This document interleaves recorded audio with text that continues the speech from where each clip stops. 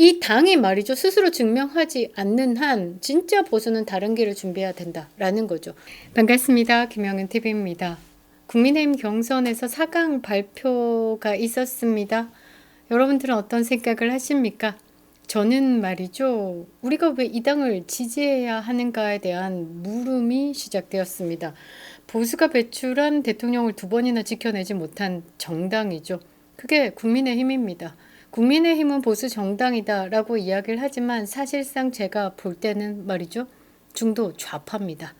박근혜 대통령은 국회에서, 윤석열 대통령은 헌법재판소에서 보수를 자임하는 이 당의 지도부가 단 한 번도 단호하게 대통령을 방어하지 않았습니다. 오히려 내부에서 먼저 이 탄핵의 칼날을 들었죠. 첫 번째 칼날은 권선동입니다. 박근혜 대통령 탄핵 당시에 법사위원장으로서 자율투표를 외쳤죠. 당론부재 책임 분산을 했습니다. 그 결과 국회는 보수의 등을 찔렀고 대통령은 탄핵되었습니다. 두 번째는 한동훈입니다. 이때도 권선동이가 자율투표로 탄핵에 찬성을 이끌었죠. 윤석열 대통령 탄핵 정국 속에서 한동훈은 말이죠. 침묵하고 침묵 끝엔 칼날을 들었습니다. 나는 윤석열과 다르다. 그 한마디로 정치적으로 인연을 끊었죠. 그리고 이제 다시 이들이 말이죠. 경선 무대에 다시 튀어나와서는 이 4강 안에 들었습니다. 김문수, 홍준표, 한동훈, 안철수 이 네 사람 중에 한 명은 탄핵의 최전선에 있었죠. 그리고 또 한 명은 탄핵을 합리화하면서 찬성표를 던진 인물입니다. 한동훈과 안철수 말이죠. 회의가 듭니다. 사실 이 당을 지지하고 기대해야 할 이유가 과연 남아있을까? 이게 희망 고문이 아니라 그냥 고문이다 정도로 저는 생각을 하는데요. 그래서 우리가 지금 윤 어게인을 외치면서 오히려 조용한 한덕수 국무총리에게 관심을 쏟고 있는지 모릅니다. 아무 말도 하지 않았는데 이 한덕수 국무총리가 가장 윤 어게인의 맞춤형, 그러니까 가장 보수에게 신호를 보내고 있는 사람이지 않을까라는 거죠. 그리고 우리가 잊지 말아야 하는 게 있습니다. 한동훈이 당대표 되던 때 이 선거를 관리했던 사람이 누구였냐? 황우여였습니다. 그런데 말이죠. 공교롭게도 이준석이 당대표 되던 때도 이 황우여가 선거를 관리하고 있었다라는 겁니다. 질문을 안 할 수가 없는 거죠. 이 판이 애초에 정해진 것일까? 이 판의 끝은 누구를 위한 춤일까? 그저 우리가 모른 척하며 희망을 품어야 하는 그런 빤한 시나리오 반복인가 말이죠. 저는 4강에 오른 이 네 사람에 대해서 분석 한번 해보도록 하겠습니다. 구독과 좋아요 버튼 꼭 눌러주시고요. 끝까지 시청 부탁드리겠습니다. 큰 힘이 되고 있습니다. 자, 김문수, 안철수부터 시작하겠습니다. 4강 안에 들었는데 말이죠. 저는 나경원 후보와 김문수 후보가 4강에 안착해서 2강까지 하나의 힘으로 가길 바랬습니다. 그런데 안철수, 역선택 방지 조항이 있었음에도 불구하고 안철수가 4강 안에 들었다라는 것이 사실 좀 의아합니다. 과연 보수 유권자들이 이 4강에 대해서 인정할까? 저는 아닌 것 같습니다. 암튼 이 4강에 진출한 이 4명이 결코 같은 출발점에서 달려온 이들은 아니다라는 거죠. 자, 김문수 후보부터 보겠습니다. 윤석열 대통령 탄핵 전국 내내 침묵하지는 않았습니다. 한동훈의 탄핵 칼춤과 침묵, 그리고 이준석의 조롱이 당내를 잠식할 때 공개적으로 경고를 하고 나섰죠.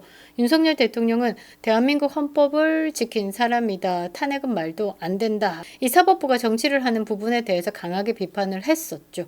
이 김문수 후보는 말이죠. 행정부의 일원이었습니다. 정치적 책임과 철학의 무게를 피하지 않았다라는 것으로 굉장히 용감하다 평할 수 있습니다. 그 침묵 없는 행보가 지금 4강 구도에서 더욱 빛나지 않았을까라고 생각을 하는 거죠. 반면에 안철수, 이 사람 말이죠. 이방인입니다. 뻐꾸기다라고도 표현을 하죠. 이 정권이 위기였을 때마다 안철수라는 이름이 이 좌쪽 진영의 손을 항상 잡아주는 역할을 했던 것으로 저는 기억합니다. 박원순이 서울시장 됐을 때, 문재인이 대통령이 됐을 때 저는 그때마다 왜 안철수가 항상 옆에 있었을까? 저는 개인적으로 말이죠. 안철수가 단 한 번도 보수다라고 생각해 본 적이 없습니다. 윤석열 대통령 탄핵 전국에서 제일 먼저 법적 책임론을 들고 나왔습니다. 기자들 앞에서 말이죠. 윤석열 정부는 도덕성을 잃었다라고 이야기를 하면서 사실상 탄핵을 정당화했습니다. 그뿐입니까? 박근혜 대통령 탄핵 당시에도 국민의당의 대표로서 탄핵 표결에 앞장섰습니다. 그 모든 과정을 자신이 합리성이다 라면서 포장했습니다. 그 합리성이 지금 이 경선에서도 반복되고 있는 거죠. 보수의 정통성을 지은 자가 정통 보수의 대표가 되겠다라고 하고 있는 겁니다. 국민의힘은 말이죠. 뭐 뜨신 보수니 차가운 보수니 합리적인 보수니 껍데기로 포장을 하지만요. 그 안에 담긴 건 여전히 탄핵 찬성자, 중도표 계산자 그리고 권력 배분의 욕심을 드러내는 자에 불과하다라는 겁니다. 여기서 4강에서 그나마 좀 다른 사람은 김문수 후보죠. 윤석열 대통령에 대한 충성보다 윤석열 대통령이 상징하는 자유와 헌법 수호에 충실했습니다. 우리가 윤 어게인을 외치는 것과 거의 같다라고 보시면 되겠죠. 그리고 지금도 말합니다. 윤석열은 지켜야 할 가치다. 그러니까 윤석열 대통령이 무엇 때문에 본인을 던졌는지에 대해서 그 가치를 파악하고 있다라고 볼 수 있죠. 이렇게 말하는 게 단지 구호가 아닙니다. 윤심을 사겠다, 뭐 보수 진영의 표를 얻겠다 그거 아닙니다. 김문수 후보가 과거에도 그렇고 지금도 그렇고 그 원칙 하나로 행동을 해왔기 때문에 그런 발언들이 가식이다 뭐 이렇게 생각이 안 되는 거죠. 이번 경선은 말이죠. 그 보수의 가치, 이념, 그 무게를 시험하는 무대가 돼야 되는 겁니다. 김문수, 안철수, 홍준표, 한동훈 같은 자리에 서 있지만 전혀 다른 길을 걸어왔죠.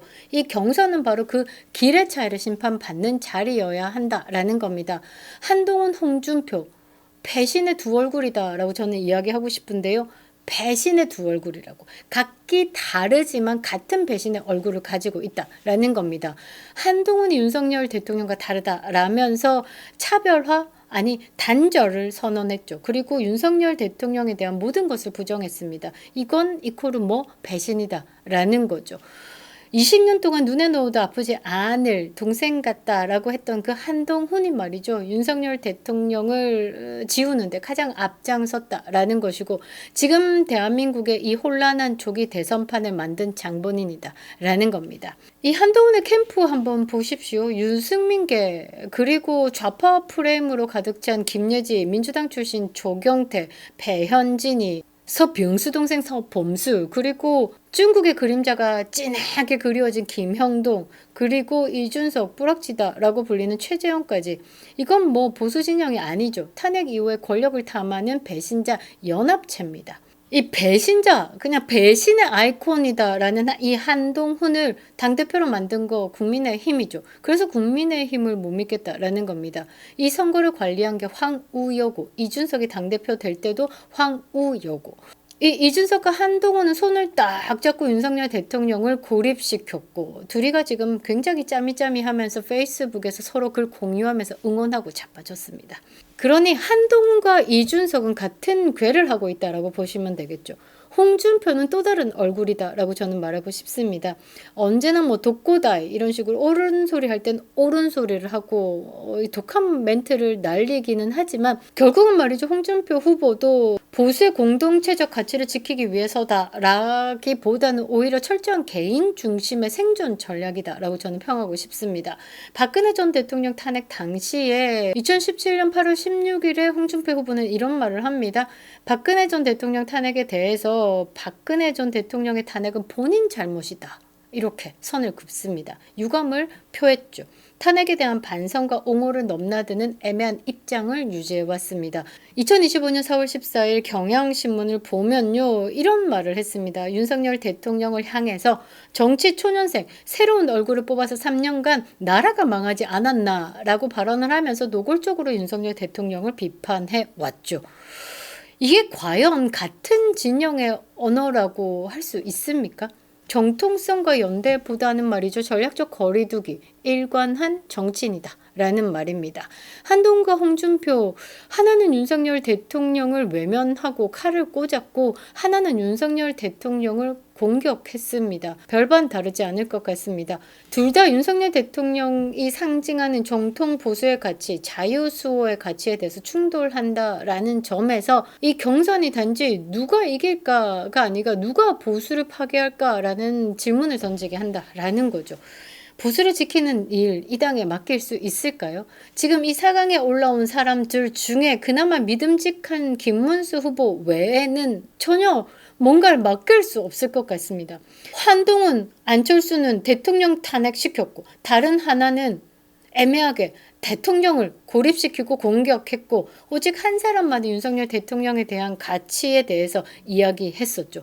그리고 윤심을 이야기를 하고 있습니다. 보수 유권자들에게 이것은 선택지가 아닌 경고입니다. 보수는 단 한 번도 스스로 지키지 못했죠. 박근혜 대통령도 그렇고 윤석열 대통령도 그렇고. 저는 말이죠. 이 당을 지지해야 하냐라는 질문 앞에 더 많은 회의에 빠집니다. 입으로는 윤심을 외치고 손으로는 윤석열을 지우고 있죠. 이게 선거가 조기 대선 경선으로 바뀌었고 이름만 바뀌었을 뿐 거기서 움직이는 사람들은 다 똑같죠. 그냥 무대, 똑같은 연출, 똑같은 심판, 황우여. 우리가 진짜 다른 결과를 기대할 수 있을까요? 저는 똑같은 판 될 것 같습니다. 이 판이 바뀔 수 있다에 대한 기대가 없다라는 거죠. 이 당은 말이죠. 바뀔 의지가 없는 것 같습니다. 보수 유권자들이 윤어게인을 외치고 자유를 지키고자 하는 우리 보수 유권자들에게 이 당이 믿을만해? 이 당에 다시 한 번 더 기회를 줘야 해? 이거에 대해서 답을 얻지 못한 상태에서 다시 투표를 강요당하고 있는 건 저는 희망도 아니고 이거는 그냥 제 배신이다라고 생각을 합니다. 그래서 그냥 결론은 국민의힘에 기대 없습니다. 이 당이 말이죠. 스스로 증명하지 않는 한 진짜 보수는 다른 길을 준비해야 된다라는 거죠. 여러분 이 강에 누가 오를 것 같습니까? 그래서 진짜 보수는 다른 길을 준비해야 할 것 같습니다. 그립다 윤석열 김영윤 TV였습니다.